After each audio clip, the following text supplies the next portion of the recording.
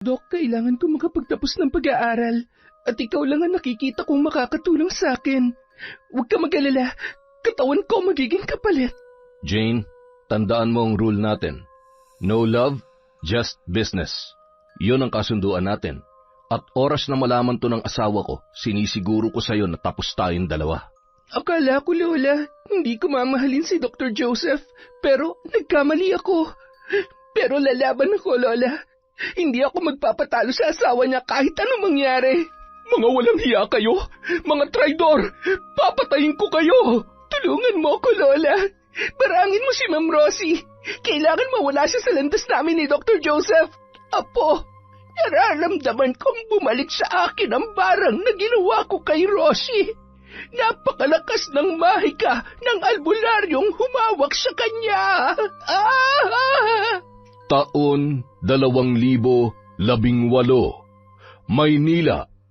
Sa isang malaking ospital sa Maynila, binisita ni Rosie ang kanyang asawang doktor na si Joseph. Naka-assign kasi yon sa emergency room, kaya madalas nakakalimot na yung maghapunan dahil sa napakaraming pasyente na dumadagsa sa ospital. Han, kumain ka muna. Dinalhan kita ng pagkain. Salamat sa pag-aalalahan. Kanina pa talaga ako nagugutom. Doc Joseph, kailangan ka sa emergency room. May bagong dating na pasyente. Asikasuhin niyo na muna. Kakasubo ko lang. Dok, malala po ang lagay niya. Cardiac arrest. Dok, tulungan niyo po ang pasyente. Papa ko po yun, Dok. Ano? Biglang napatayo si Joseph. Paglabas niya ng kwarto ay bumungad sa kanya ang pasyente na hindi na humihinga at wala na ring pulso.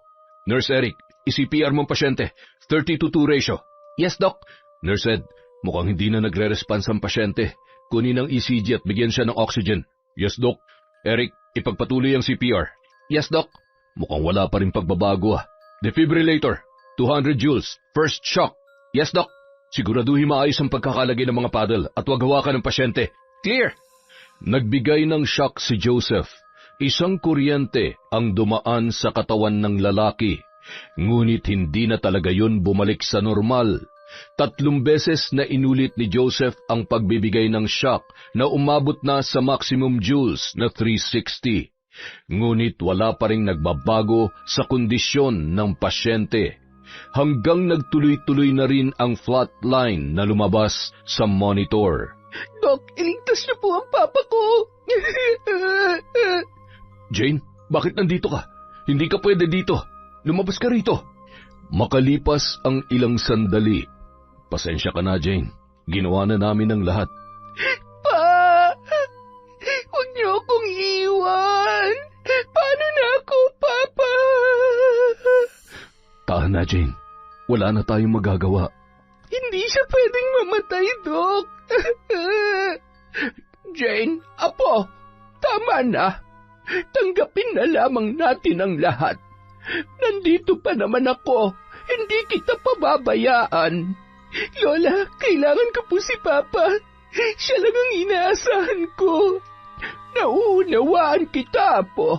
Pero wala na tayong magagawa. Nasaksihan ni Rosie ang lahat ng naganap sapagkat tahimik siyang sumunod sa asawang doktor sa emergency room. Labis ang kanyang naramdamang awa sa nursing student na si Jane. Medyo nakilala na rin kasi nila ito dahil halos 1 buwan na rin yung nagpa-practice sa ospital na yon. Ilang sandali pa, nagpaalam na rin na maglola upang asikasuhin ang yumaong ama ng dalaga. Nakakaawa naman si Jane. Nag-aalala tuloy ako kung paano niya itataguyod ang kanyang pag-aaral. Siguro naman meron pa siyang ibang pamilya na tutulong sa kanya. Ang sabi niya dati, lola na lamang niyang nag-aalaga sa kanya kapag nasa trabaho ang kanyang ama. Matagal na raw kasing namatay ang mama niya. Nako, malaki nga ang problemahin niya. Mayroon pang 1 semester bago siya makapagtapos. Sayang naman kung hindi siya makakapagtapos. Maganda pa naman siya at matalino. Bagay na bagay sa kanya maging nurse. Han, hindi na natin problema yan. Isa pa, hindi mo naman kamag-anak si Jane. Pasensya ka na, Han. Naaawa lang talaga ako sa kanya. Matapos mailibing ang papa ni Jane, nag-alala na siya sa kanyang pag-aaral. Sinubukan niyang lumapit sa kanyang mga malayong kamag-anak na may kaya sa buhay upang maging working student, ngunit wala ni isa ang tumulong sa kanya. Jane, apo, pasensya ka na, pero kailangan mo munang tumigil sa iyong pag-aaral.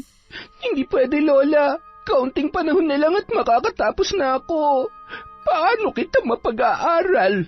Isa lamang akong hamak na albularyo na umaasa sa mga donasyon at sapat lang sa simpleng pagkain ang aking kinikita sa araw-araw. Gagawa ako ng paraan, Lola. Hindi ako papayag na hindi ako makapagtapos sa kursong nursing. Anong paraan naman ang naiisip mo? Kahit na po ano, Lola, kahit sarili ko isusugal ko, basta matupad ko lang ang pangarap ko. Kinabukasan, kahit salat sa pera, minabuti pa ring pumasok ni Jane sa ospital kung saan siya nagpa-practice. Nang makita niya si Joseph ay nakaisip siya ng paraan kung paano malulutas ang kanyang mga problema. May mga tsismis kasi na mahilig umano ito sa mga estudyante. Sa katunayan, mayroon daw itong pinag-aaral noon na hindi alam ng kanyang asawa. Maya-maya pa, nakita niyang pumasok sa doctor's room si Joseph. Kaya sinundan niya ito at nilak ang pinto. Hi, Doc Joseph. Oh, Jane, kumusta ka na? I'm not feeling well, Doc. I feel so hot. Ha? Bakit? May lagnat ka ba? Ibang init ang nararamdaman ko, Doc. Jane, teka, sandali. Bakit ka naguhubad sa harapan ko? Bakit? Ayaw niyo ba? Hindi lang ako makapaniwala, Jane. Nawawala ka na yata sa katinuan. Hindi, Doc. Alam kong ginagawa ko. Teka, sandali lang.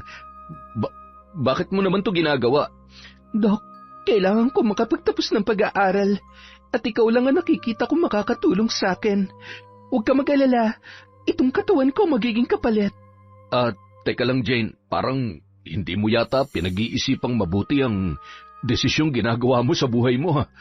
Hindi na ako bata, Doc. May sarili na akong desisyon at alam ko rin na gusto mo to. Hindi pwede, Jane. Nangako na ako sa asawa ko na magbabago na ako. Tumayo ang doktor upang lumayo ng bahagya sa dalaga, ngunit porsigido si Jane na mapapayag siya. Lumapit ito sa kanya at hinawakan ang kanyang pisngi, papunta sa matipuno nitong dibdib at pababa sa kanyang puson. Hindi niya namalayan na kusang bumigay ang kanyang pagkalalaki. Sinunggaban ng halik ng 40 anyos na doktor ang dalaga habang hawak ang malulusog na dibdib nito. Pareho silang naghahabol ng hininga, ngunit bigla na lang silang napatigil nang may kumatok sa pintuan. Dali-daling inayos ni Jane ang kanyang sarili bago binuksan ang pinto. Dok, may nag-aagaw buhay na pasyente. Nabangga daw ng sasakyan. Ha? Okay, Eric.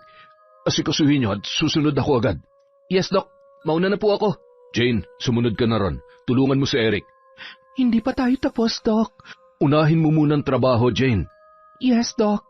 Hindi makapaniwala si Joseph na maaakit siya sa dalaga at tila nakaramdam pa siya ng pagkabitin. Kaya naghilamos muna siya ng malamig na tubig upang mahimasmasan bago kumilos.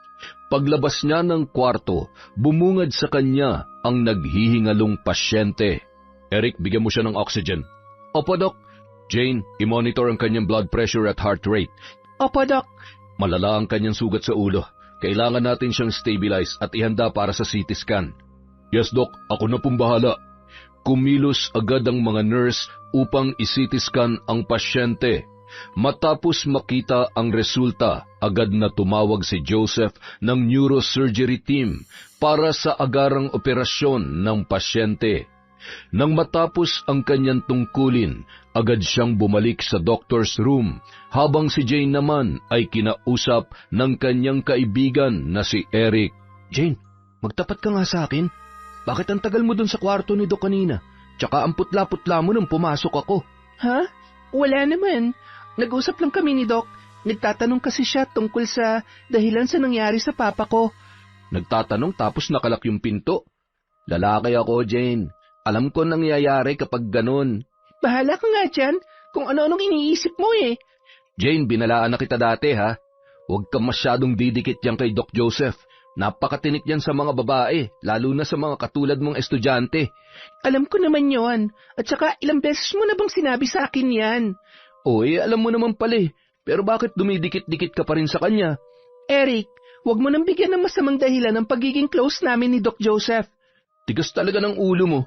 Hindi alam ni Eric na sinasamantala na ni Jane ang pagkababaero ng doktor upang matupad ang kanyang pangarap na makatapos sa pag-aaral. Ang sarap mo, Jane. Hindi ko akalain na magaling ka pala sa mga ganitong bagay. Matagal na akong walang boyfriend, Doc. Kaya makakasiguro kang ikaw lang ang makikinabang sa akin. Kung ganun, napakaswerte ko pala at wala akong magiging problema sa'yo. Alam mo na may kapalit to, Doc. Hindi to libre. Deal. Basta siguruhin mo lang na hindi to malalaman ng asawa ko. Huwag mo rin siyang bigyan ng dahilan para magduda sa atin. Okay sa akin yan. Huwag ka mag-alala. Hindi rin naman tayo magtatagal eh. Ginagawa ko lamang naman to kapalit ng pag-aaral ko. Kung ganun, gumawa tayo ng kasunduan. No love, just business. Okay? Ayoko masira ang pamilya ko. Fine, Doc. Sinisiguro ko sa'yo na wala kang magiging problema sa akin. Bago umuwi ang dalawa, humirit pa ng isang round si Joseph. Kahit masyado pang bata ang dalaga kumpara sa kanya, ay buong loob naman itong nagpaubaya sa lalaki. Dahilan upang mas lalo siyang natakam sa alindog nito. Pagod at puyat ang naramdaman ng doktor pagka-uwi sa kanilang bahay. Habang si Rosie naman ay halos magdamag na naghihintay sa kanya. Han, bakit inumaga ka? Di ba hanggang 10:00 lang ang shift mo? Wala kasing doktor na pumalit sa akin, Han eh. Kaya hindi ako basta-basta makaalis ng ospital. Alam mo naman yan. Ano? Sobra naman yan? Paano kung magkasakit ka na yan? Han, minsan lang naman to. Hindi to pwede, Han. Kailangan natin magreklamo sa may-ari ng ospital. Hayaan mo na. Humingi lang ng pabor yung kasama kong doktor. Pabor? Halos 15 oras ka na nagtrabaho. Hindi pwede yon. Han, pwede ba matulog na lang tayo? Pagod na ako eh. Sa halip na magalit, awa at pag-aalala sa kalusugan ng asawa ang naramdaman ni Rosie. Halos 1 buwan na hindi nagpalit ng schedule si Joseph. Halos gabi-gabi rin silang nagche-check-in ni Jane sa motel na tila walang pagsasawa sa isa't isa. Maging ang paglalampungan nila sa mismong kwarto ni Joseph sa ospital ay naging normal na lamang sa dalawa. Doc, ano ba? Baka makita na tayo ng ibang nurse. Hindi yan. Sinabi ko na sa kanila na kumatok muna bago pumasok. Teka sandali, nakikiliti ako. Nanggigigil kasi ako sa iyo eh. Pwede bang kumain muna tayo? Nagugutom na kasi ako eh. Nagugutom din naman ako pero sandali lang naman to. Dok, mamaya na lang. Wala namang ibang angkin sa akin eh, kundi ikaw lang. Yan ang gusto ko sa iyo eh. Wala akong kaagaw. Bakit naman ako maghahanap pa ng iba kung sapat naman ang binibigay mo sa akin? Isa pa, komportable na ako sa iyo, Dok. Sa katunayan nga, habang tumatagal, hinahanap-hanap ko ng mga ginagawa natin. Di mas exciting. Sige na, kumain na muna tayo. Umiwas ng bahagya si Jane upang ihanda ang kanilang pagkain. Kukulitin pa sana siya ni Joseph nang biglang bumukas ang pinto at pumasok si Rosie. Hi, Han. Oh, Han, ba't di ka nagsabi na pupunta ka rito? Gusto ko lang na surpresahin ka, kaya dinalhan kita ng pagkain. Bakit, Han? Bawal na ba akong pumunta dito kahit anong oras? Ibig kong sabihin, Han, sana nagsabi ka. Hindi na sana ako nagpabili ng pagkain dito kay Jane. Nakakahiya tuloy. Nako, Jane, iha, pasensya ka na ha, at napag-utusan ka ng asawa ko. Ha? Ayos lang po. Wala namang problema sa akin yon. Nagugutom na rin po kasi ako dahil sa dami ng pasyente kanina. Kaya bumili ako ng pagkain at sinabay ko na lang din po si Doc. Oo nga, Han. Grabe kanina, daming pasyente. Ngayon lang kami nakapagpahinga. Ay, kaya dapat sabay na kaming kakain eh. Mabuti na lang talaga't nandito ka, Jane. Salamat sa pag-asikaso mo sa asawa ko, ha? Simula ngayon, isipin mo na rin na hindi na kami iba sa'yo ng asawa ko. Hindi ba, Han? Oo naman, Han. Sige, kumain na kayo. Heto, Jane, marami akong dalang ulam. Opo, salamat po. Halika na, Han. Sabayan mo na kaming kumain. Sige, para mas ganahan kang kumain. Alam mo, ako talaga nagluto nito para sa'yo. Nako, salamat sa effort mo, Han. Napakaswerte ko talaga na ikaw ang naging asawa ko. Maganda na, maalaga pa. Bolero? Heto, tikman mo tong adobo. Masarap to. Masarap nga. Mawalang galang na po sa inyo. Tapos na po akong kumain, Doc Joseph. Ma'am Rosie, maiwan ko na po kayo. Jane, bakit kaunti lang ang kinain mo? Marami pa tong dala ko. Busog na po ako, ma'am. Salamat po. Mauna na po ako. Jane, sandali. Eto, tanggapin mo tong pera. Maliit na halaga lang to pero makakatulong to sa iyong pag-aaral. Nako, wag na po, ma'am. Sige na, huwag ka nang mahiya. Pasasalamat ko na rin yan sa pag-aasikaso mo dito kay Joseph.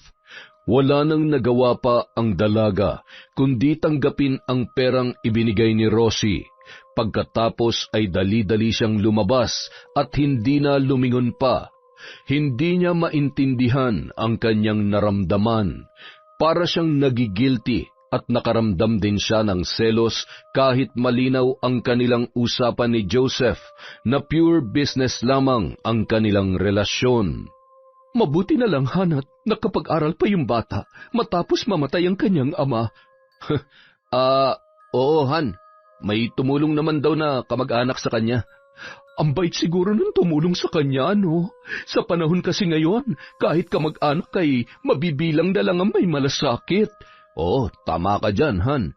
Sa palagay mo, Han, sino kaya may mabuting pusong tumutulong sa kanya? Hindi ko rin alam, Han, pero basta kamag-anak niya raw. Tsaka, pwede bang wag na lang yan ang pag-usapan natin?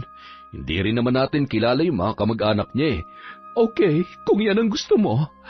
Siya nga pala, Han, sinong doktor ang papalit sa'yo mamaya? Baka kasi hindi ka na naman makauwi sa tamang oras. Hindi ko pa alam, Han eh. Basta, nandun lang yung schedule sa bulletin board sa labas. Sana naman sumunod siya sa schedule niya.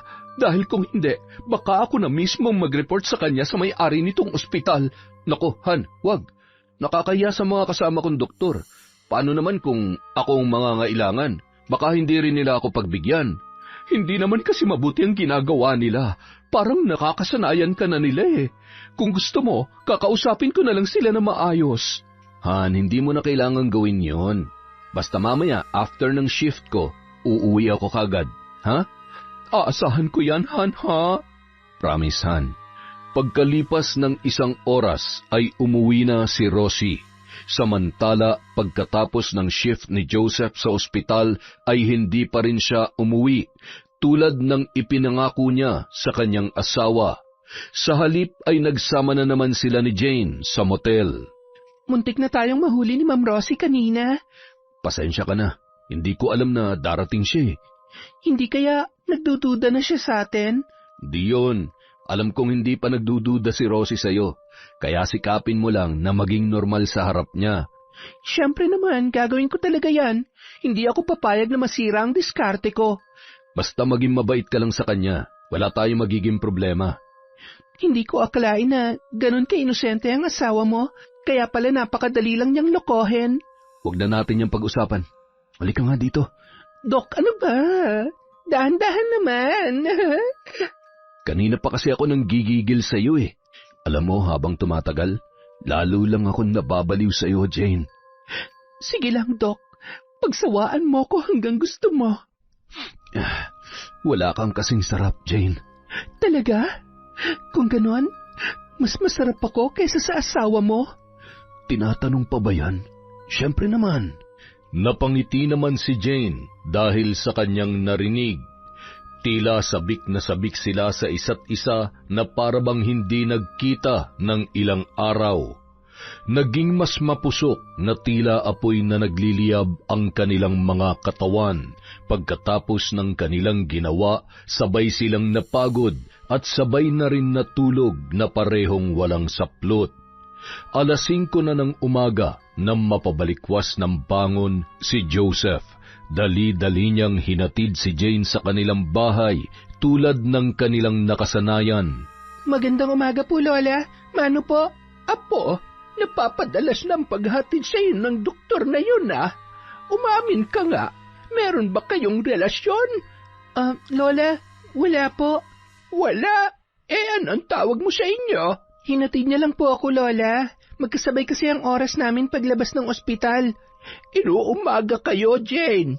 Tapos naglalampungan pa kayo sa loob ng kotse. Kahit matanda na ako, naaaninag ko pa rin kayo, kaya huwag kang magsisinungaling sa akin. Oo na, Lola. Aaminin ko, may relasyon kami ni Doc Joseph. Ay nako, Diyos ko kang bata ka. May asawa ang doktor na yon. Paano kung mahuli ka? Lola, huwag kayong mag-alala. Kapag nakatapos na ako ng nursing, tapos na rin po kami. Yan ba ang naisip mong paraan ng pag-angat sa buhay? Bakit, Lola? May alam ka pa po bang ibang paraan para masustentuhan ang pag-aaral ko? Wala naman, diba? Pero, Apo, gusto kong makatapos, Lola, kaya hayaan niyo na ako. Pagpasensyahan mo na ang lola mo. Kung mahirap lamang ako, wala akong magawa upang maibigay ang lahat ng pangangailangan mo. Kaya nga suportahan niyo na lamang ako sa diskarte ko, Lola. Pero Apo, masyado ka pang bata para sa mga bagay na yan. Natatakot ako na baka masaktan ka lamang. Paano ako masasaktan, Lola? Utak ang ginagamit ko, hindi puso. Kaya sinisiguro ko na hindi po yan mangyayari. Nag-aalala lamang ako para sa'yo, Apo. Iniwan na ni Jane ang kanyang lola at dumiretso na sa kanyang kwarto. Samantala, pagka-uwi naman ni Joseph sa kanilang bahay ay agad siyang pinagbuksan ng gate ng kanilang driver na si Wantoy. Dok, si Ma'am Rosie parang sinaniba ng masamang espiritu. Ano bang pinagsasasabi mo dyan, Wantoy? Oo nga, Dok. Kanina pa yan. Paikot-ikot sa terrace. Minsan naglakad parot pa rito. Parang zombie na nga po si Mami. Tigilan mo nga ako, Wantoy. Bahala kayo, Dok. Baka mamaya mangagat na yan. Ayan na siya, Dok. Bahala na kayo dyan. Saan ka galing, Joseph? Han, ano yung sinasabi ni Wantoy na... Sumagot ka! Saan ka galing? Siyempre sa ospital. Saan pa ba ako manggagaling? Sinungaling. Si Dr. Martin ang pumalit sa'yo kanina, hindi ba? Tinawagan ko siya pagkatapos ng shift mo. Ang sabi niya sa akin, nakaalis ka na. Kanina pa ako tawag ng tawag sa'yo pero hindi mo ako sinasagot. Pasensya ka na, Han. Nakamute kasi tong cellphone ko eh. Pag upo sa kotse, sumanda lang ako saglit pero hindi ko na malayan, nakatulog na pala ako sa sobrang pagod. Paggising ko, nagulat na nga lang ako dahil 4:00 na pala. Kaya nagkape na lang muna ako bago umuwi. Niloloko mo ba ako? Pumunta kami ni Wantoy doon, pero wala ang kotse mo. Kasi Han, doon ako sa labas ng coffee shop nakapark. Magkakape nga sana ako paglabas ko ng ospital, kaso nga, pagdating ko doon, bigla na lamang ako nakatulog sa kotse. Sana lang hindi ka nagsisinungaling sa akin, Joseph. Kung gusto mo, sumama ka sa akin bukas sa ospital kung nagdududa ka. Oo, sasama talaga ako. Hindi mo ako masisisi dahil minsan ka nang nagloko noon. Rosie, matagal na yon. Nangako na ako na hindi na yun mauulit. Magtiwala ka naman sa akin. Nadala naman si Rosie sa pagpapalusot ng kanyang asawa, ngunit hindi mawala-wala sa kanyang isipan ang pagdududa na baka nagloloko yun. Simula noon, nakapagdesisyon na si Rosie na gabi-gabi niyang bibisitahin ang kanyang asawa sa ospital, dahilan kaya hindi na sabay kumakain sina Jane at Joseph. Doon na nagsimulang makaramdam si Jane ng selos sa asawa ng doktor. Jane, ano ba nangyayari sa'yo at kanina ka pa nakasimangot dyan? Wala, Eric. Masama lang ang pakiramdam ko. Baka naman masama lang ang mood mo dahil gabi-gabi nang nandyan ang asawa ni Doc Joseph. Ano bang pinagsasasabi mo dyan? Huwag ka nang magmaang-maangan. Alam ko na may relasyon kayo. At saan mo naman nakuha ang chismis na yan? Hindi mo ba alam na pinag-uusapan na kayo dito sa buong ospital? Sayang ka kung sa may asawa ka lamang papatol. Shh! Itiko mo nga yung bibing mo. Paparating na siya. Sino ang pumatol sa may asawa? Ha? Wala po, ma'am. Yung pinanood naming movie dito sa cellphone. Ganun ba? Akala ko kasi may alam kayong hindi ko nalalaman. Wala naman po, ma'am. Eric, Jane, pwede ba akong makisuyo sa inyo? Ano po yun, ma'am? Pakibantayan naman ang asawa ko. Wala ba kayong napapansin na meron siyang babae? Paano nyo naman po nasabi yan, ma'am? Nung mga nakaraan kasi, madalas ay inuumaga na siya ng pag-uwi, kaya nagdududa ako na baka mayroon siyang ibang babae. Nako, ma'am, pasensya ka na pero wala po akong napapansin. Ikaw, Jane, baka may alam ka. Huwag kayo matakot. Hindi niya naman malalaman na kayo magsusumbong sa akin. Wala rin po akong alam, Ma'am Rosie. Malaman ko lamang na may babae siya, malilintikan talaga sila sa akin. Hindi na nakaimik pa si Jane. Hindi niya alam ang kanyang isasagot. Nakahinga lamang siya ng normal nang tuluyan ng umalis si Rosie. Narinig mo yon? Mukhang nakakaamoy na si Ma'am Rosie. Kaya kung ako sa'yo, itigil nyo na yung ginagawa nyo. Eric, hindi pwede. Anong hindi pwede? Dahil si Doc Joseph ang nagpapaaral sa akin ngayon. Pero ngayon lang to, pag nakagraduate na ako, puputulin na namin ang lahat. Puputulin? Halata nga na in love ka na kay Doc. Basta yun lang ang sinasabi ko sa kanya. Hanggang matapos ko lang ang pag-aaral ko. Nako, delikado ka dyan, Chong. Oras na mahuli kayo ni Ma'am Rosie. Pero nandito na ako. Wala na akong magagawa. Tatapusin ko to. Basta, pinagsabihan kita. Kaya huwag mo akong sisisihin kapag nagkagulo rito. Tila napaisip si Jane sa mga sinabi ng kanyang kaibigan. Alam kasi niya na may punto yon dahil siya mismo ay alam niya sa kanyang sarili na nagseselos na siya sa asawa ni Joseph, isang bagay na hindi niya dapat maramdaman. Makalipas ang ilang araw, hindi na nakatiis pa si Jane. Kararating pa lamang ni Joseph sa ospital nang sundan niya agad yon sa doctor's room. Jane! Bakit ba gabi-gabi nang pumupunta dito yung asawa mo? Jane, hindi ko siya pwedeng pigilan sa pagpunta dito. Baka kung anong isipin niya. Naiinis na ako sa kanya. Ano? Ang usapan natin, pakikisamahan mo ang asawa ko para hindi siya makahalata. Malapit na matapos ang internship ko dito sa ospital.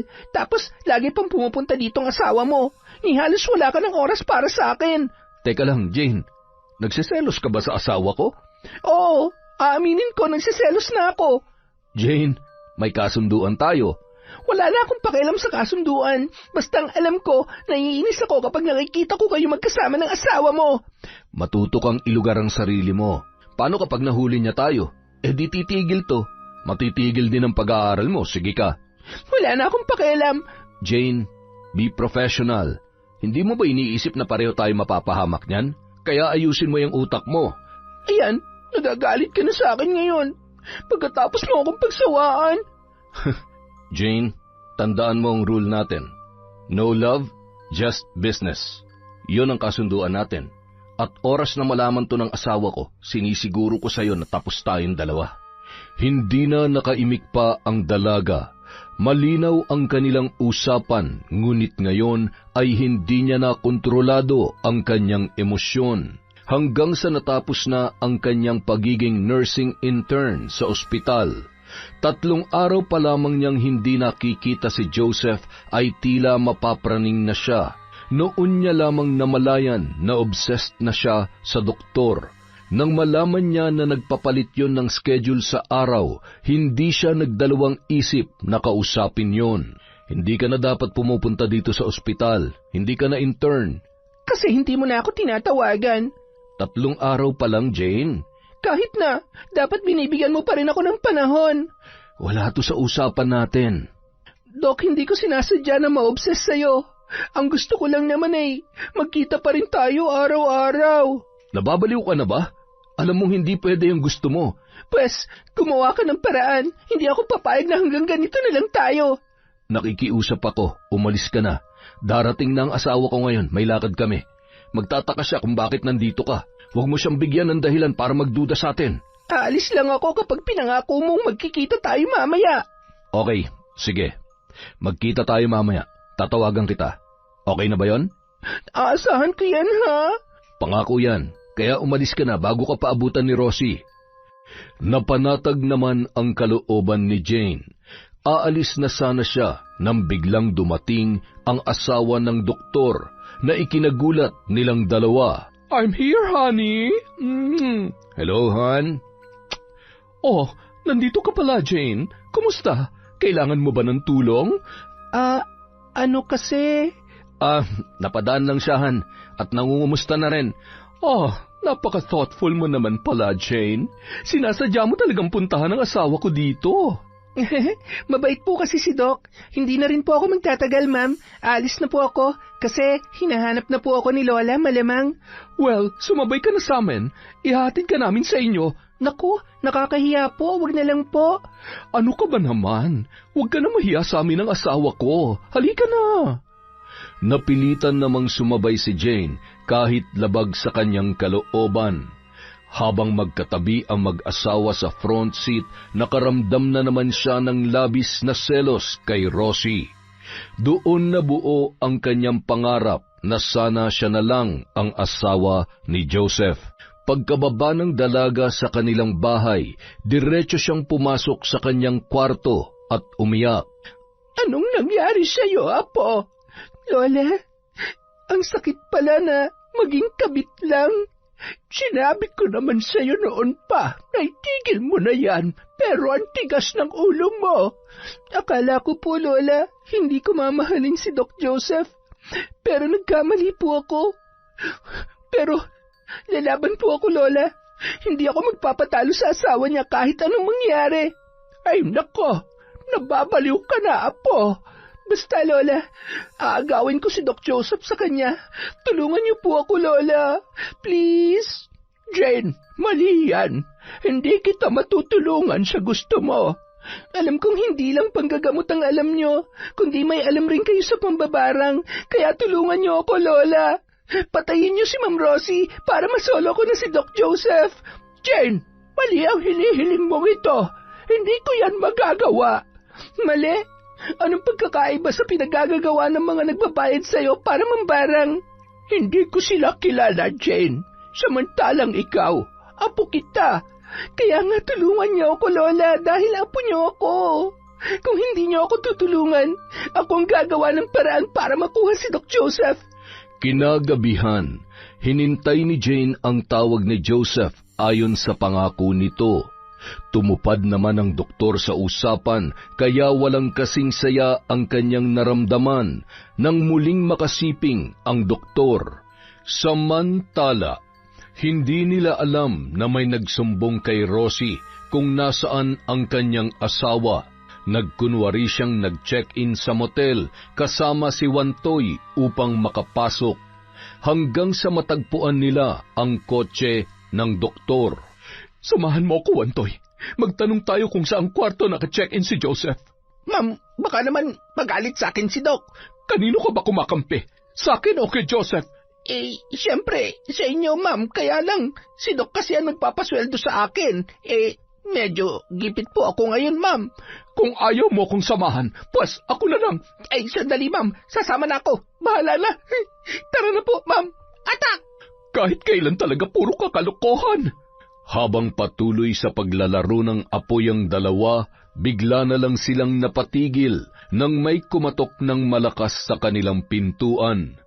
Nagsuot ng shorts si Joseph at binuksan ng bahagya ang pinto sa pag-aakalang staff lamang yun ng motel. Nagulat na lamang siya nang biglang itinulak ng malakas ang pintuan. Nanlaki naman ang mga mata ni Jane nang makita si Rosie. Sinugod siya nito sa kasinampal at sinabunutan ng walang pakundangan. Hindi naman siya makapanlaban dahil nakatapis lamang siya ng kumot. Hayop ka, Jane! Hindi ko akalain na aahasin mo ang asawa ko! Ma'am, tama na po. Maawa po kayo sa akin. Hindi ako naaawa sa mga walang hiyang katulad mo. Papatayin kita. Ma'am, tama na po. Bitiwan niyo na po ako.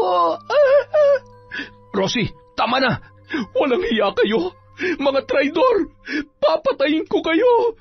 Rosie, tama na. Pag-usapan natin to na maayos. Mamili ka, Joseph. Ako o ang babae mo? Siyempre ikaw ang pipiliin ko dahil asawa kita. Si Jane, pampalipas oras ko lang. Tila sinampal ng katotohanan ang dalaga dahil sa kanyang narinig. Tunay na pinanindigan ni Joseph ang kanilang kasunduan. Maya-maya pa ay tumakbo na si Jane palabas habang umiiyak. Ididimanda ko kayo, Joseph. Kung gagawin mo yan, makukulong ako. Sinong bubuhay sa mga anak natin, ha? Ikaw? Porket wala akong trabaho, gaganituhin mo na lamang ako.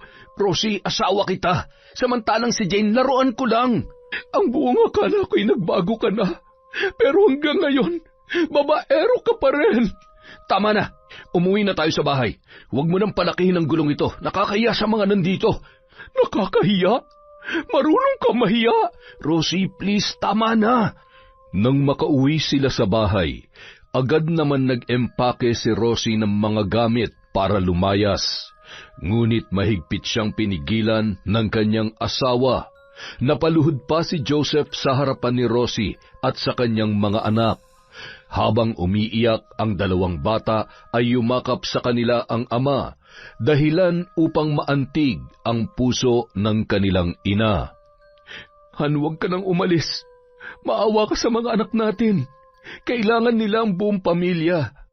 Sana naisip mo yan bago ka naglolo ko. Han, asawa kita at ikaw ang mahal ko. Kaya please, huwag mong gawin to. Patawarin mo na ako. Makikipaghiwalay na ako sa iyo, Joseph. Isasama kong mga anak ko. Han, please, nangangako ako na hindi na to mauulit. Sinabi mo na yan sa akin noon, pero ngayon inulit-ulit mo na naman. Bigyan mo ako ng last chance. Please, hindi ako mabubuhay nang wala kayo. Magbabago na ako, pangako yan. Ma'am, wag po nating iwan si Daddy. Ayaw ko po siyang iwan. Han, kahit para na lang sa mga anak natin. Mommy, Daddy, wag na po kayo mag-away. Para sa mga bata, bibigyan kita ng huling pagkakataon, Joseph. Kapag naulit pa ito, hindi mo na kami makikita ng mga anak mo. Salamat, Han. Salamat. Pangako, hindi na ito mauulit. Puputulin ko ng ugnayan namin ni Jane. Samantala, nakarating naman kay Concha ang nangyari sa motel dahil sa isang kakilala. Labis-labis na awa ang kanyang naramdaman para sa kanyang apo. Lalo pat nakikita niyang nagmumukmuk na lang ito sa kwarto at halos hindi na kumakain. Sa awa ni Concha kay Jane, napilitan siyang puntahan si Joseph sa ospital. Nakikiusap ako sa iyo. Dalawin mo ang apo ko. Ayaw ko mawalan ulit ng isa pang mahal sa buhay. Patawad po, pero hindi ko siya mapupuntahan. Nangako na ako sa asawa ko na puputulin ko na ang aming ugnayan. Paano naman ang apo ko? Hahayaan mo na lang ba siyang mawala sa kanyang sarili? Buo na ang desisyon ko. Sa ngayon ay mas pinipili ko na ang aking pamilya. Wala kang awa. Matapos mong abusuhin at pakinabangan ang apo ko, ganyan lang ang sasabihin mo. Hindi ko siya inabuso. Siya may kagustuhan ng lahat ng ito. Tandaan mo ito, Doktor. Kapag hindi mo ako tinulungan na maging maayos ang apo ko, pasensyahan na lamang tayo. Ipapatikim ko sa iyo kung paano mawalan ng mahal sa buhay. Umalis si Concha na puno ng galit. Pagbalik niya sa bahay ay nadatnan na lang niya si Jane na pumatong sa upuan at may nakataling lubid sa leeg. Jane, itigil mo yung ginagawa mo. Kung hindi mo ako tutulungan, Lola, magpapakamatay ako. Apo, galing ako sa ospital. Hinikayat ko si Joseph na pumunta rito. Ginawa kong lahat ng aking makakaya. Kaya huwag kang gumawa ng ikakapahamak mo. Totoo ba yung sinasabi niyo, Lola? Nakausap niyo siya? Anong sabi niya? Mahihirapan daw siyang pumunta dito dahil sa asawa niya. Kung ganon, tulungan niyo ako, Lola. Barangin niyo si Ma'am Rosie. Kailangan mawala na siya sa landas namin ni Doc Joseph. Oo, tutulungan kita. Kaya bumaba ka na dyan. Gagawin ko na ang gusto mo. Totoo ba yung sinasabi niyo, Lola? Oo, Apo. Maniwala ka sa akin. Tutulungan kita. Tinupad ni Lola Concha ang kanyang pangako kay Jane. Gumawa siya ng sagradong ritual at binarang si Rosie gamit ang mga ipis at bakukang. Inilibing din niya ang larawan ng babae sa may dalampasigan at pinabaunan ng mga Latinong orasyon. Nagawa ko na ang nais mo, Apo. Anong mangyayari sa kanya, Lola? Magkakasakit siya hanggang sa mamatay. Salamat, Lola, dahil pinagbigyan niyo ang aking kahilingan. Hindi ko kayang mawala ka, Apo. Simula nang mawala ang ama mo, ikaw na lang ang natitira sa akin.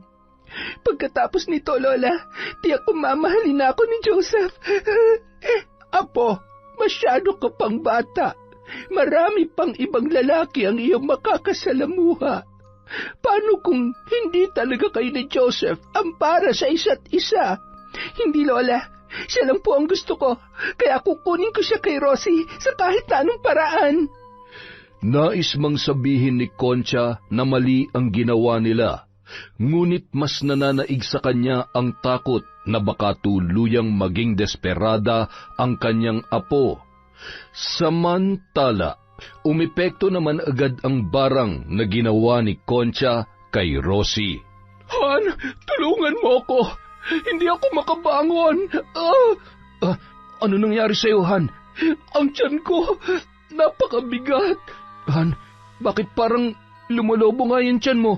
Aray ko, huwag mong hawakan, masakit. Dadalhin kita sa ospital para matingnan ka agad.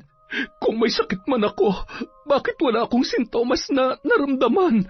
Bakit bigla na lang ako nagkakaganito? Hindi ko alam. Pumunta na tayo sa ospital. Kailangan kang i-confine sa lalong madaling panahon. Agad na isinugod si Rosie sa ospital.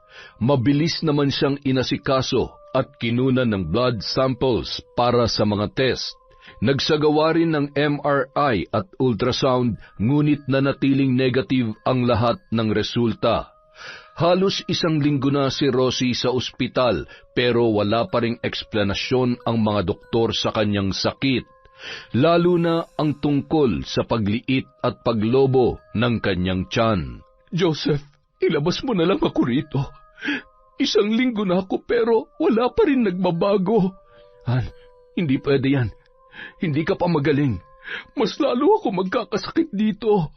Wala rin namang findings kung ano nga ang sakit ko. Han, naguguluhan kami sa sakit mo. Ngayon lang kami naka-encounter ng ganitong sakit.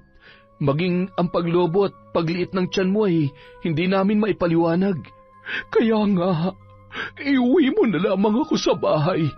Mas mabuti pa ron, makakasama ko mga anak ko. Nalilito na ako, Han. Kailangan kong hingin ang desisyon ng mga magulang mo bago kita iuwi sa bahay. Sige, Han. Tawagan mo sina Mama at Papa. Ayaw ko na dito sa ospital. Mas lalo akong nahihirapan. Patawarin mo ako, Han. Hindi kita mapagaling. Napakawalang kwenta kong doktor. Han, huwag mong sisihin ang sarili mo dahil ginawa mo naman ang lahat. Dahil sa pagpupumilit ni Rosie, napilitan si Joseph na iuwi ang kanyang asawa. Nag-hire na lang siya ng private nurse para mag-alaga doon. Samantala, nakarating naman kay Jane ang nangyayari sa asawa ni Joseph. Lola, kailan po mamamatay ang asawa ni Joseph? Naiinip na ako. Apo, pag-isipan mo munang mabuti ang gusto mong mangyari. Hindi na ako makapaghintay, Lola. Kailangan ko na makasama si Joseph. Relax ka lamang, Apo. Huwag muna nating madaliin dahil baka magbago pa yung isip mo. Hindi na magbabagong isip ko, Lola. Ang gusto ko, ako lang mag-isa sa buhay ni Joseph at hindi ko yun magagawa hanggat buhay pang kanyang asawa. Apo, ano, Lola? Gagawin niyo ba o hindi? Oo, Apo. Gagawin ko. Habang nakaratay sa bahay ang asawa ni Joseph, patuloy pa rin siyang nagtatrabaho sa ospital. Isang araw pagkatapos ng kanyang duty, nagulat na lamang siya nang nasa loob na ng kanyang kotse si Jane. Jane, bakit ka nandito? Nakalimutan mo kasing ilak ang kotse mo, kaya dito na lang ako naghintay. Mabuti na lang at nakalimutan ko. Dahil kung hindi, papasok ka na naman sa ospital. Baka mamaya may makapagsumbong na naman sa asawa ko niyan. Parang nakalimutan mo na kasi ako, kaya nagpaparamdam lang ako. Alam mo ba nagkasakit si Rosie? Kaya busy ako sa pag-aasikaso sa kanya. Nagkasakit? Kawawa naman palang asawa mo. Kaya ang gusto ko sana, Jane, itigil na natin to. Tutal, malapit ka nang makapagtapos. Hindi ako papayag. Maawa ka naman sa akin, huwag mo akong iwan. Ano bang kailangan mo? Pera? Eto, tanggapin mo to. Siguro naman sapat na yan hanggang sa makapagtapos ka. Tinatapos ko nang namamagitan sa atin dahil mas kailangan ako ngayon ng pamilya ko. Eh kung hiwalayan mo na lang yung asawa mo, total wala na rin naman siyang silbi. Jane, may mga anak kami. Kailangan ng mga anak ko na buo ang pamilya namin. Nandito naman ako Kaya kong tumayo bilang ina ng mga anak mo. Jane, please. Bumaba ka na. Tapos na ang usapang ito.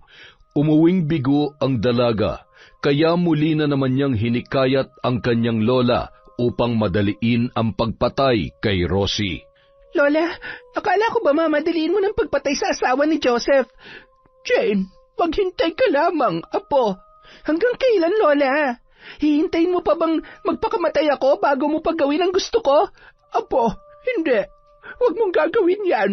Dahil ginagawa kong lahat na makakaya ko para matulungan ka. 1 linggo, Lola. Kapag hindi pa namatay si Ma'am Rosie, huwag ka nang umasa makikita mo pa ako. Bakit, Apo? Anong gagawin mo? Mas mabuti pang ako na lang ang mamatay, Lola. Apo, huwag mong gagawin yan. Sige, sa loob ng 1 linggo, pangako, mawawala na ang asawa ni Joseph. Muling nagsagawa ng sagradong ritual ang matanda. Sa pagkakataong yun ay mas lalo pa niyang pinahirapan si Rosie upang mas mapadali ang kamatayan nito. Samantala, nagkagulo naman sa bahay nila Joseph dahil sa biglang pag-atake ng sakit ng ginang. Nahihirapan na siyang magsalita, hinihingal dahil sa sobrang paglobo ng kanyang tiyan. Papa, Wantoy, tulungan niyo po ako. Dalhin natin si Rosie sa ospital. Ano na naman ba nangyari sa anak ko? Doc Joseph, Boss Rudy, may kutob ako na hindi ordinaryo ang sakit ni Ma'am Rosie. Tingin ko, manggagamot na makakapagpagaling sa kanya. Bakit? Anong tingin mo sa sakit ng asawa ko, Wantoy? Parang katulad dun sa pinsang ko, Doc Parang binabarang siya. Ano? Hanggang ngayon ba naman ay naniniwala ka pa rin sa barang? Sige, Dok. Isipin mo kung hindi barang, bakit kayong mga doktor ay walang kakayahang pagalingin siya? Tama si Wantoy. At wala namang mawawala sa atin kung maniniwala tayo sa kanya. Kung gusto niyo pa pong mabuhay si Ma'am Rosie, dalhin na natin siya sa manggagamot. Subukan lang po natin. Meron akong kilalang albularyo malapit dito. Dalhin na natin siya doon. Kayo po ang bahala, pero hindi po ako sasama doon. Baka malaman nila na doktor ako. Pagtawanan pa ako ng mga tao doon. Huwag ka mag-alala, Joseph. Dahil nandito naman ako. Ako na ang bahala sa anak ko. Tama! Kami na po ang bahala kay Ma'am Rosie, Doc. Dinala nila sa isang albularya si Rosie. Ngunit ang hindi nila alam, ang manggagamot na kanilang hiningan ng tulong ay siya ring bumarang kay Rosie. Nagulat naman si Jane sa kanyang nadatnan, kaya dali-dali siyang nagtago sa kanyang kwarto. Ang hindi niya alam ay nakita siya ni Wantoy. Samantala, si Rosie naman ay umiling-iling na lamang na tila ba ayaw magpagamot. Rosie anak, kailangan mong magamot. Concha, pakiusap, pagalingin mo ang aking anak. Wala akong makitang ibang dahilan ng kanyang sakit. Normal lamang ang lahat. Ay nako, galing na kami sa ospital at wala namang pagbabago. Kaya nagduda kami na barang ang kanyang sakit. Barang? Pero wala akong nakikitang barang. Natural na sakit lang ang aking nararamdaman. Ay, teka lang po, Boss Rudy. Parang hindi naman kayang gamutin Aling Concha ang anak ninyo Umalis na lang po tayo dito. Hindi, Wantoy. Subukan lang natin. Handa ako magbayad ng malaki, basta't gumaling lamang ang anak ko. Bakit? Wala ba kayong tiwala sa akin? Hindi naman po sa walang tiwala, pero hindi ko rin maiwasang magduda sa inyo Wantoy, ano ba? Nandito tayo para magpagamot. Natahimik na lamang silang dalawa nang biglang gumawa ng sagradong ritual si Lola Concha. Nag-usal yon ng mga salita na hindi nila maunawaan, pagkatapos ay hinawakan nito ang tiyan ni Rosie. Makakauwi na kayo. Hintayin niyo na lamang ang paggaling niya sa inyong bahay. Salamat kung ganon. Pero bakit wala pa rin nagbabago sa kanya? Maghintay lamang kayo ng 3 araw. 3 araw? Teka lang. Nakikita mo namang nahihirapan na yung pasyente namin tapos maghihintay pa kami ng 3 araw? Wala akong magagawa dahil yun lamang ang aking kakayahan. Sigurado ka bang ginagamot mo siya? Ang mabuti pa, umalis na kayo dito. Layas! Mag-iingat ka. Kapag may masamang nangyari kay Ma'am Rosie, isusumbong ko kayo kay Doc Joseph. Ay nako, Wantoy, ano ba yung pinagsasasabi mo? Umuwi na nga lamang tayo. Kanina ko pa nga sinabi sa iyo, boss, na umuwi na lamang tayo. Wala akong tiwala sa albularyong yan. Nang makaalis na ang mag-amo, ay saka naman lumabas si Jane. Lola, alam niyo bang asawa yan ni Joseph? Alam ko, pero ang hindi ko alam ay kung sino ang nakapagturo sa kanila na magpagamot dito. Sana tinuluyan mo na lang yan, Lola, para wala na tayo maging problema. Kung gagawin ko yan, wala nang maniniwala sa akin. Kaya dadahan-dahanin ko lamang. 3 araw mula ngayon ay maaari na siyang mamatay. Bakit 3 araw pa, Lola? Ayaw ko siyang mamatay dito. Kung hindi, wala na magpapagamot sa akin. Saan na lamang ako kukuha ng pangkabuhayan ko? Malapit na ako makapagtapos ng nursing, Lola. At kung magtatagumpay tayo, magiging asawa na rin ako ni Dr. Joseph. Kaya sana tinuluyan mo na lang yung babaeng yon. Malapit na, Apo. Huwag ka mag-alala. 2 araw ang lumipas simula ng pagpapagamot nila kay Rosie. Ngunit wala pa rin silang nakitang pagbabago. Sa halip ay tila lumala pa ang kalagayan nito. Tinawagan ni Wantoy ang kanyang pinsan na binarang noon kung saan yon nagpagamot, at nang malaman nila ay agad naman silang naghanda upang isugod si Rosie doon. Doc Joseph, kapag hindi pa gumaling si Ma'am Rosie sa albularyo na pagdadalhan natin sa kanya ngayon, ay magpapaputol ako ng ano, Doc?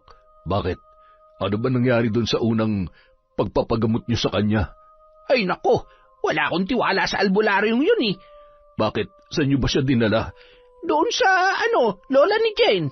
Ano? Doon kayo nagpagamot?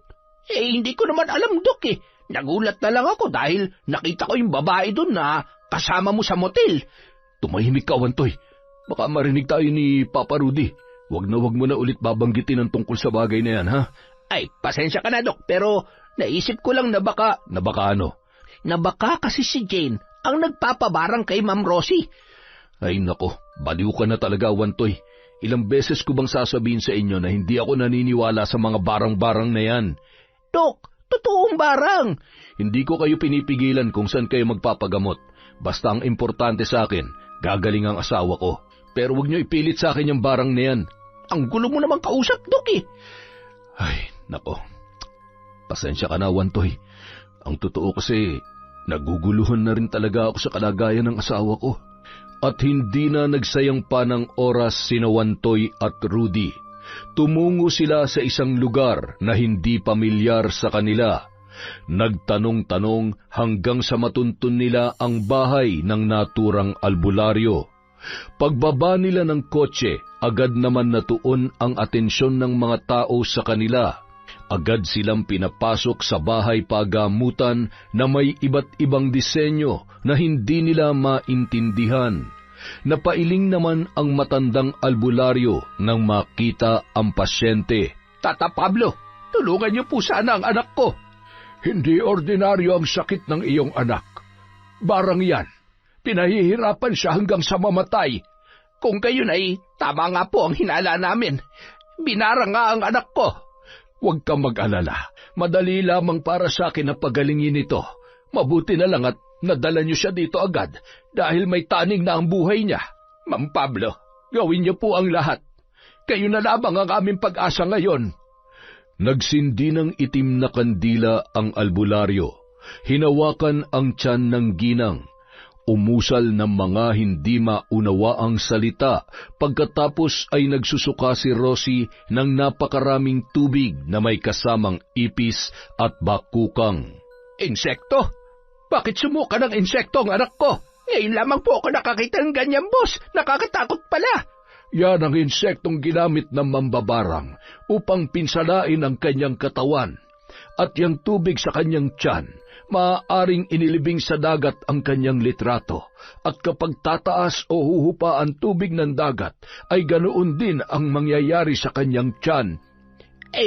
Napakawalang hiya naman ang gumawa nito sa kanya. Ma'am Pablo, sino ang gumawa nito sa anak ko? Ano ang kanilang dahilan? Anak, kumusta na ang pakiramdam mo? Anak, magaling ka na. Huwag ka nang umiyak. Papa, bakit ito nangyayari sa akin? Binarang ka daw, anak. At kung sino man ang gumawa nito, si Ma'am Pablo lamang ang makakasagot. Nagsindi ng isa pang itim na kandila si Mang Pablo. Nag-usal ng may kahabaang orasyon, at pagkatapos ay biglang lumiyab ang apoy ng kandila at humugis ang muka ng babae ng 2 beses. Sa pagpapatuloy ng orasyon ng matanda, iba't ibang hugis naman ang lumabas sa apoy. Maya-maya pa ay tumigil na rin yun. Isang matandang babae na napag-utusan ng mas bata sa kanya. Ay, sino naman kaya ang mga yon? Hindi ko matumbok kung sino sila, pero batid kong inggit at pagnanasa sa posisyon ang kanilang dahilan. Wala akong may pagmamalaki, maliban sa pagiging asawa ng isang doktor. Ang posisyon mo bilang asawa ang kinaiinggitan nila. Ano po ang ibig niyong sabihin? Hindi ako sigurado, pero maaaring may nagkagusto sa iyong asawa, o di kaya naman ay mayroon siyang kabit. Pero tulad ng sinasabi ko, hindi ko matumbok kung sino sila. Ma'am Rosie, maaari ngang tama ang aking hinala. Anong hinala yon, Wantoy? Yung una manggagamot na pinuntahan natin, nakita ko dun si Jane. Kaya nagduda ako na yung lola niya ang siyang bumarang sa inyo. Kaya imbis na gumaling ka, mas lalo pang lumala ang sakit ninyo. Naalala ko rin yon, kaya ayaw ko sana magpagamot doon. Kaya lang, nahihirapan ako magsalita ng mga oras na yon. Wantoy, bakit hindi mo agad sinabi sa akin nang malintikan sa akin yung mga walang hiyang yon? Kayo naman kasi, hindi naman kayo nagtatanong. Ayaw nyo pa maniwala sa akin. Ay nakuloko ka talaga. Paano ako magtatanong wala nga akong kaalam-alam sa mga nangyayari. Hindi ko naman alam na may babaeng nagkakagusto kay Joseph. Pa, walang kasalanan si Wantoy. At kung totoo man na sila ang gumawa nito sa akin, hindi pa rin sila makakaligtas sa mata ng Diyos. Kung sino man yung pinaghihinalaan ninyo, mag-ingat kayo sa kanila dahil maaaring sumiklab ang kanilang galit sa sandaling malaman nila na gumaling ka na. Paano po kung balikan nila ako? Magbibigay ako ng panangga. Huwag mo itong hubarin kahit anong mangyari dahil maaari kanilang patayin sa isang iglap lamang. Napakahalang naman ng kanilang bituka kung papatay sila ng tao dahil lamang sa inggit. Huwag mong maliitin ang inggit.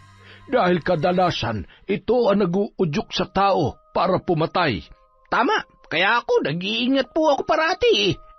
Sino naman ang naiinggit sa'yo, Wantoy? Ay, wala ba? Sige, hindi na lang po ako mag-iingat. Nakakatuwa ka talaga, Wantoy. Ay, Ma'am Pablo, salamat sa paggamot mo sa anak ko. Walang anuman. At kung sakaling magkakaroon pa ulit kayo ng problema, bumalik lamang kayo dito sa akin. Huwag lamang pera, ha? Ito naman si Ma'am Pablo ay nakuha pa magpatawa. Sige po, maraming salamat po. Aalis na kami dahil malayo pa ang aming lalakbayin. Sige, mag-iingat po kayo. Pag-uwi nila sa bahay, nagulat na lamang si Joseph dahil sa biglang paggaling ng kanyang asawa. Han, salamat naman at magaling ka na. Salamat sa Diyos at hindi pa niya ako hinayaang mamatay. Ibig sabihin, totoo ang barang na sinasabi ni Wantoy? Tama ka. At alam mo ba kung sino ang aming suspect na gumawa sa akin nito? Ang lola ni Jane, dahil sa utos niya. Naku, hindi kayo pwedeng basta na lamang mambintang. Hindi papanigan ng batas ang mga haka-haka lamang. At sino naman na nagsabi sa iyo na magdidemanda ako? Han, pasensya ka na. Sadyang magkaiba lang ang ating paniniwala. Magtapat ka nga sa akin, Joseph. Hanggang ngayon ba ay patuloy pa rin ang relasyon ninyo ni Jane? Han, wala na talaga. Pinutol ko ng lahat sa amin tulad ng pinangako ko sa iyo. Kung ganon, tama ang sinabi ng albularyo. Galit na galit siya sa akin. Nais ka pa rin niyang agawin sa akin, Joseph. Hindi mangyayari yun, Han. Nangako na ako na magbabago na ako. Makalipas ang ilang araw, nabalitaan naman ni Jane na gumaling na si Rosie, kaya agad siyang nagsumbong sa kanyang lola Concha. Lola, bakit gumaling ang asawa ni Doc? Akala ko ba mamamatay na siya? Paaaring lumapit sila sa isang manggagamot, kaya nawala ang barang sa kanyang katawan. Paano na yan, Lola? Hindi ko na matutupad ang mga plano ko. Sabi ko naman sa inyo, patayin niyo na agad siya. Ginawa ko na, kaya lamang ay maswerte siya at nakalapit siya sa magaling na albularyo. Ano nang gagawin natin, Lola? Maaaring ngayon ay mahihirapan na tayo na barangin siyang muli. Hindi pwede. Hindi ako papayag na gumaling siya. Gumawa ka ng paraan, Lola. O kaya turuan mo na lang ako para ako na lang ang gagawa. Hindi pwede, Apo. Bakit hindi pwede? Dahil hindi madali ang pagiging mambabarang. Kailangan mong malakas na depensa upang hindi ka mabalikan. Pues, ituro mo sa akin lahat ng inyong nalalaman. Hindi, Apo. Hindi ako papayag na may masamang mangyari sa'yo. Kung ayaw niyo, Lola, kayo ang gumawa ng paraan. Huwag ka mag-alala. May kakayahan akong kontrahin ang iba't ibang panangga. Mamayang gabi, susubukan ko yon. Gawin niyong lahat, Lola. Hindi ako makakapayag na matalo sa laban na to. Oo, Apo. Gagawin ko ang lahat ng aking makakaya para lamang sa'yo. Kinagabihan, muling nagsagawa ng sagradong ritual si Lola Concha. Sinubukan niyang barangin si Rosie, ngunit nahirapan siya dahil sa lakas ng depensa nito. Patawad, Apo. Hindi ko kayang talunin ang kanyang panangga. Napakalakas na manggagamot na nagpagaling sa kanya. Wala na bang ibang paraan, Lola? Subukan niyo. Baka mayroon pa kayong magawa. Huwag ka mag-alala. Hindi ko siya titigilan. May oras din na tatanggalin niya ang kanyang depensa. At sa mga sandaling yon, makakapasok muli ang barang sa kanyang katawan. Maghihintay pa pala ako ng matagal? Dahil wala na tayong magagawa, hindi ko mawasak ang kanyang depensa. Naiinip na ako, Lola. Apo, maghintay ka lang. Dahil oras na makapasok ang barang sa katawan ni Rosie, sisiguraduhin ko sa iyo na hindi na siya magtatagal. Makalipas ang ilang linggo, kumpiyansa na si Rosie sa kanyang kalusugan. Muli nang bumalik ang malusog niyang pangangatawan. Isang araw, nakatakda siyang puntahan si Joseph sa ospital. Dali-dali siyang naligo at hindi niya namalayan na natanggal ang kanyang panangga. Pagdating sa naturang ospital ay bigla na lang siyang nahilo at natumba, kaya naman nagkagulo ang mga nurse. Doc Joseph, si Ma'am Rosie nasa emergency room. Ano nangyari sa kanya? Hindi ko po alam, Doc. Basta bigla na lang siyang natumba eh. Dali-dali namang tumakbo ang lalaki upang maasikaso ang kanyang asawa. Pagdating doon ay nakita niyang putlang-putla si Rosie. Nurse, i-monitor ang vital signs. Yes, Doc. Han, ano nangyari sa'yo? Bigla na lang ako nahilo, Han. Hindi pa makakabuti sa iyong lumakad mag-isa, kaya huwag mo na ulit tong gagawin, okay? Excuse me, Doc. Lalagyan ko lang ng dextrose si Ma'am. Pagkatapos, kukunan ko lang siya ng mga sample para sa mga test. Sige, Eric. Pagkatapos ay ipahanda ang kanyang kwarto. Yes, Doc.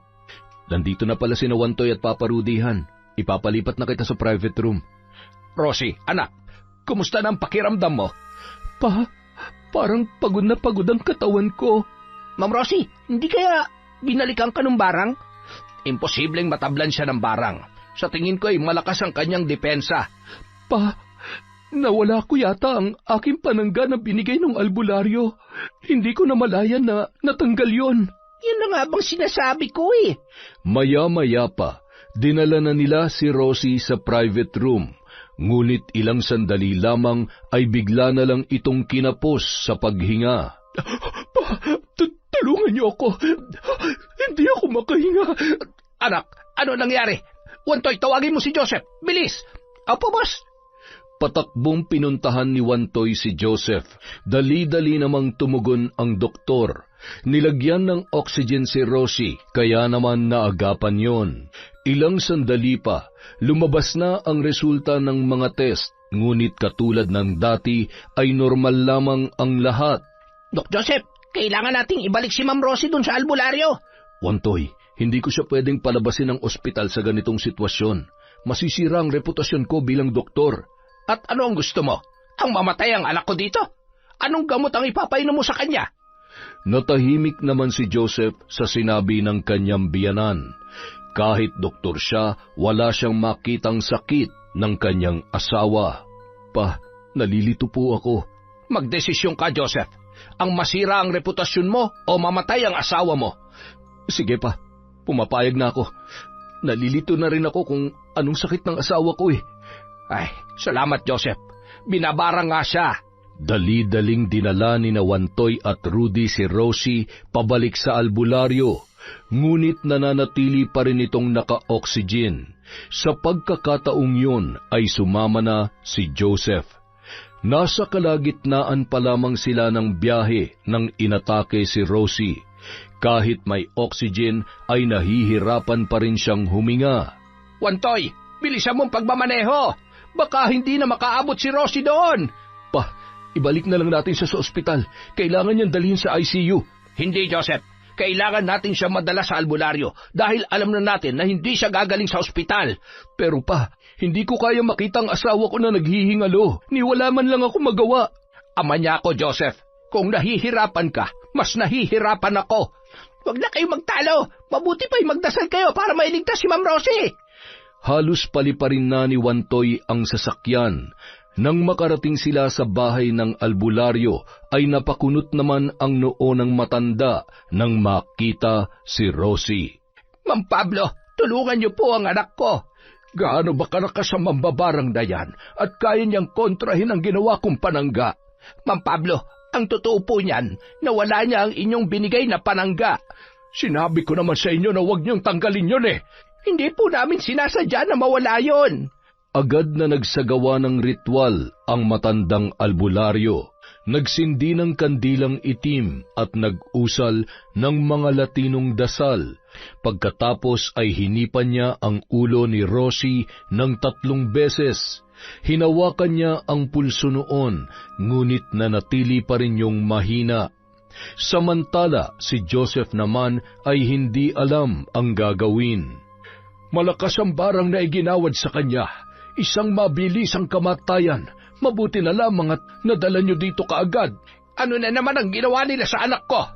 Sa ganitong uri ng barang, inilibing sa sementeryo ang kanyang larawan na may kasamang orasyon, kaya naman hirap na hirap siyang huminga.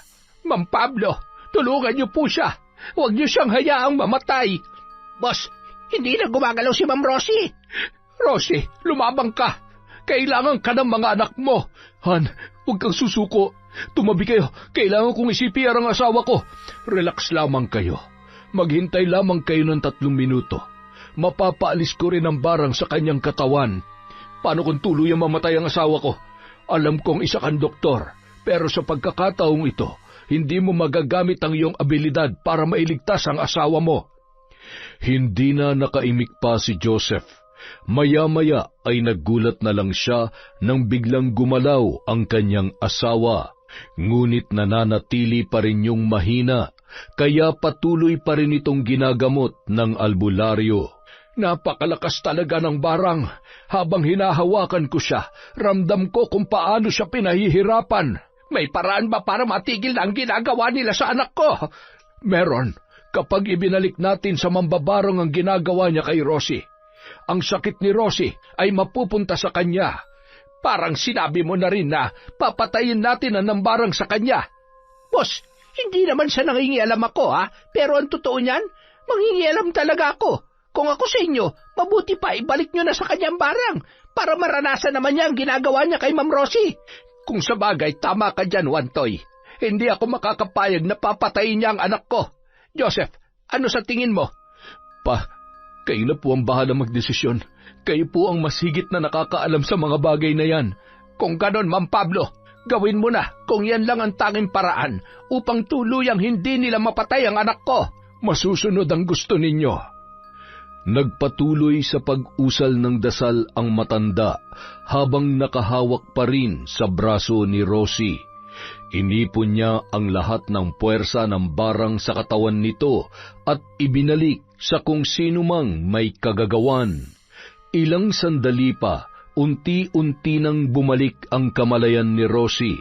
Napahanga naman si Joseph sa ginawa ng albularyo, dahilan na parang nanliit ang tingin niya sa kanyang sarili bilang doktor. Han, kumusta ang pakiramdam mo? Medyo maayos na ako, Han. Salamat at magaling ka na. Hindi ko kaya mawala ka sa amin ng mga anak mo. Teka, nasaan tayo? Nandito tayo kina Ma'am Pablo, anak, dahil binarang ka ulit. Muntik ka na nilang patayin. Mga wala silang awa. Kailan ba nila ako titigilan? Hanggang sa makuha nila ang gusto nila. Pero huwag ka mag-alala. Unti-unti nang bumabalik sa mambabarang ang ginawa niya sa iyo.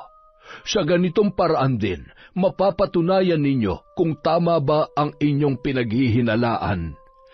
Dapat lang na matikman nila ang ginawa nila sa anak ko. Pero hindi ba't masama ang gumanti? Naku, ma'am, ilang beses ka na nilang sinubukan patayin. Ngayon, muntikan ka na. Ay, nako, paano kung sa ikatlong pagkakataon ay hindi ka na namin maagapan? Di yung babaeng yun na makikinabang sa kagwapuhan ni boss at sa lahat ng meron ka. Naku! Tama ka, Wantoy. Kailangan ako ng mga anak ko. Kaya nararapat lamang na lumaban ako. Yun! Nagets mo rin, ma'am. Hindi ko akalain na totoo pala ang barang. At kung sakaling totoo nga ang hinala ninyo na ang lola ni Jane ang gumawa nito, hindi ko sila mapapatawad. Malalaman nyo rin ang totoo. Hindi na mahalaga kung sino ang gumawa nito. Ang importante ngayon ay gumaling na ang aking anak. Bibigyan ulit kita ng panangga, iha. At sikapin mong hindi na ito muling mawawala. Dahil hindi natin alam kung gaano talaga sila kalakas at kung ano pa ang kaya nilang gawin sa iyo. Opo, Ma'am Pablo. Lagi ko po yung tatandaan. Sige, makakauwi na kayo bago pa kayo gabihin. Muli na naman nilang binaybay ang daan pauwi. Samantala, sa bahay nila Jane, nadatnan niya na lamang ang kanyang lola na nagsasagawa ng ritual at hindi mapakali. Lola, ano nangyayari sa inyo? Ano pong ginagawa niyo? Nangyari na ang aking kinatatakutan, Apo. Anong kinatatakutan, Lola? Nararamdaman kong bumalik sa akin ang barang na ginawa ko kay Rosie. Napakalakas ng mahika ng albularyong gumagamot sa kanya. Anong gagawin natin ngayon, Lola? Kanina ko pa sinusubukang kontrahin ang kanyang mahika, ngunit napakalakas niya. Pakiramdam ko ay unti-unti na akong nangihina. Lola, lumaban ka. Hindi ka pwedeng magpatalo sa kanya. Suko na ako, Apo. Hindi ko na kaya. Ilang sandali pa, bigla na lamang naghabol hininga si Lola Concha, dahilan upang mataranta ang kanyang apo. Lola, Ano nangyayari sa inyo? Mamamatay na yata ako. Apo. Hindi pwede, Lola. Ikaw na lang ang meron ako, kaya hindi ka pwedeng mamatay.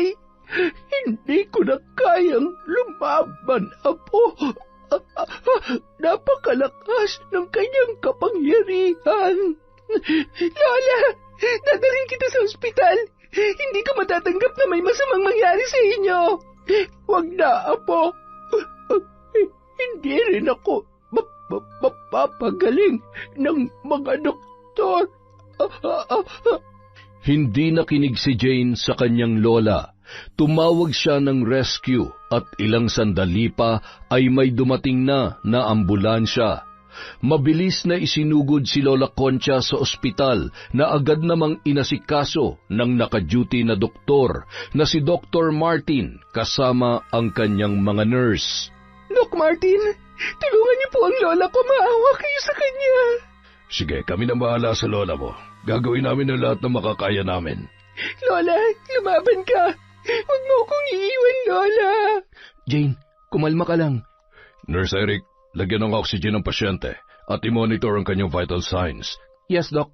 Okay, mukhang naagapan na ang kanyang paghinga. Ipagpatuloy lang ang pagmamonitor. Yes, Doc. Walang tigil ang pag-asikaso sa lola ni Jane. Medyo matagal din ang paghihirap nito bago niya ito nakausap ulit. Apo, ilabas mo na ako rito. At saan ko naman kayo dadalhin, Lola? Walang magagawa ang ospital hanggat hindi ako nilulubayan ng albularyo nila Rosie. Mamamatay din ako katulad ng gusto nating mangyari sa kanya. Lola, hindi ka pwedeng mamatay. Kung kailangan akong humingi ng tawad kay Ma'am Rosie, gagawin ko, mabuhay ka lang. Hindi ko alam kung magagawa pa nila tayong patawarin. Hayaan mo na ako, Apo. Panahon na para pagbayaran ko ang lahat ng aking mga kasalanan. Patawad, Lola. Ako ang dahilan kung bakit ka nagkaganyan. Kung hindi kita pinilit na barangin siya, hindi sana mangyayari to. Handa akong gawin ang lahat para sa iyo, Apo. Kahit na itaya ko pa ang buhay ko. Hindi, Lola. Hindi kayo pwedeng mamatay. Jane, Apo ko, isa lang ang hihilingin ko sa iyo. Kalimutan mo na si Joseph. Hindi siya ang lalaking nakalaan para sa iyo. Oo, Lola. Gagawin ko ang gusto niyo, kaya lumaban kayo. Malapit na ako magtapos ng nursing law, at ikaw ang gusto kong sumama sa akin sa entablado. Naramdaman ni Jane ang mahigpit na pagkakahawak ni Lola Concha sa kanyang kamay. Magsasalita pa sana ito nang muli na naman itong inatake ng barang. Nahihirapan na yung huminga kaya nag-request ang doktor na ipasok siya sa ICU. Lola! Lumaban ka, Lola! Jane, hindi ka pwedeng pumasok sa ICU. Kami nang bahala sa lola mo. Eric, tulungan mo si Lola, please! Habang nasa loob ng ICU si Lola Concha, labis naman na pagsisisi ang naramdaman ni Jane. Hindi niya akalain na babalik sa kanila ang karma ng pambabarang na ginawa nila kay Rosie. Ilang sandali pa, bumukas ang pinto at lumabas si Dr. Martin. Dok, kumusta po ang lola ko? Dok, sumagot kayo.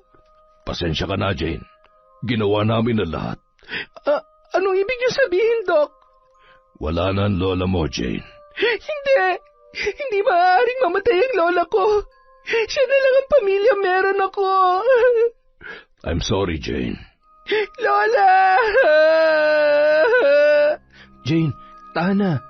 Alam ko mag-isa ka na lang ngayon. Pero nandito ako. Tutulungan kita.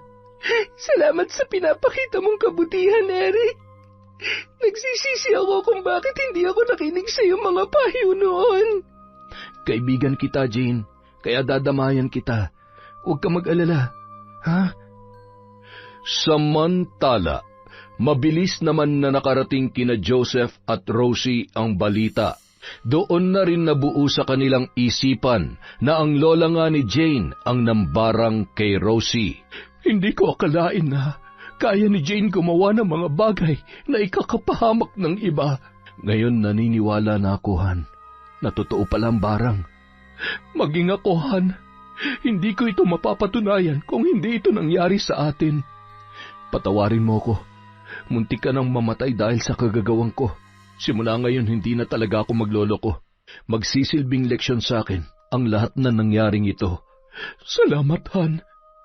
Pero totoo na ba yung pangako mo na yan? Simula ngayon bibigyan kita ng lahat ng karapatan upang hindi ka na magduda sa akin. Kahit araw-araw pwede mong halungkatin ang cellphone ko, laptop at kahit anong gusto mo. Hindi ko naman kailangang gawin yon. Basta nagtitiwala na ako sa iyo. Panghahawakan ko yung mga pangako mo. Salamat, Han. Makalipas ang 1 buwan, natupad din ni Jane ang kanyang pangarap. Nakapagtapos siya ng kanyang kursong nursing at hindi na rin siya muling nagpapakita pa kina Joseph at Rosie. Pagkaraan ng 5 taon, nagulat na lamang si Rosie na may isang mensahe na dumating sa kanyang messenger. Hindi niya yun kilala, ngunit binasa niya ang nilalaman noon. Dear Ma'am Rosie, nakamit ko man ang aking pangarap na makapagtapos ng nursing. Hindi naman ako nakakatakas sa aking mga kasalanan. Hanggang ngayon, inuusig pa rin ako ng aking konsensya.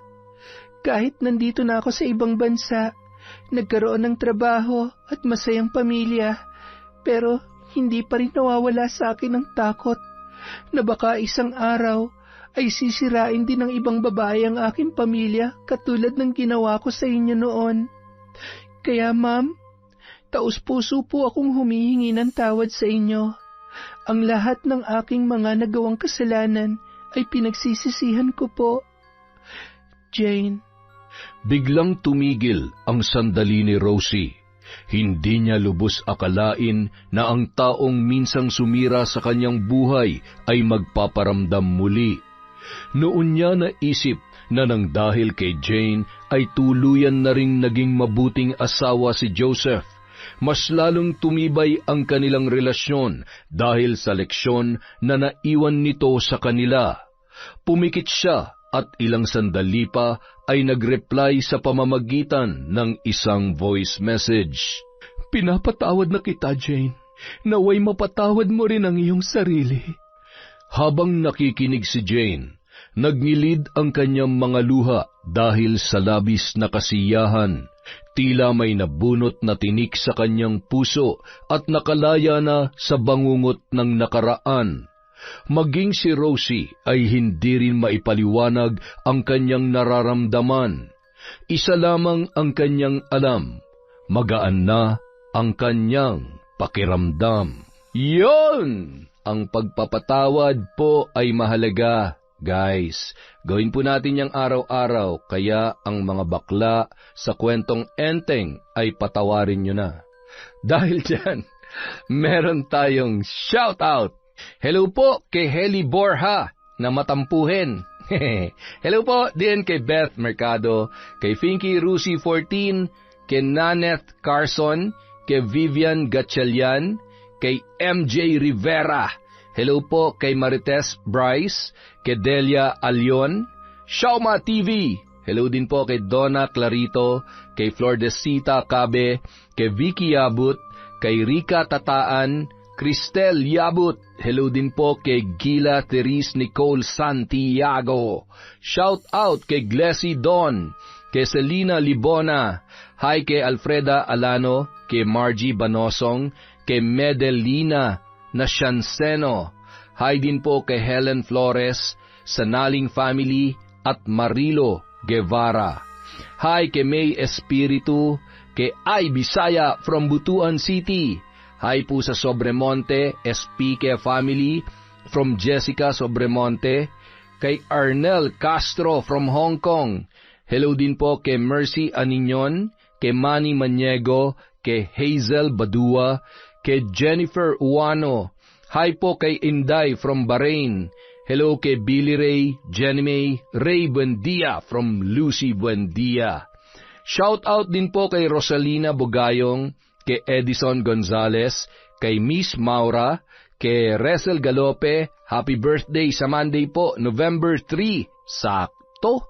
Hello din po kay Hayashi Megan.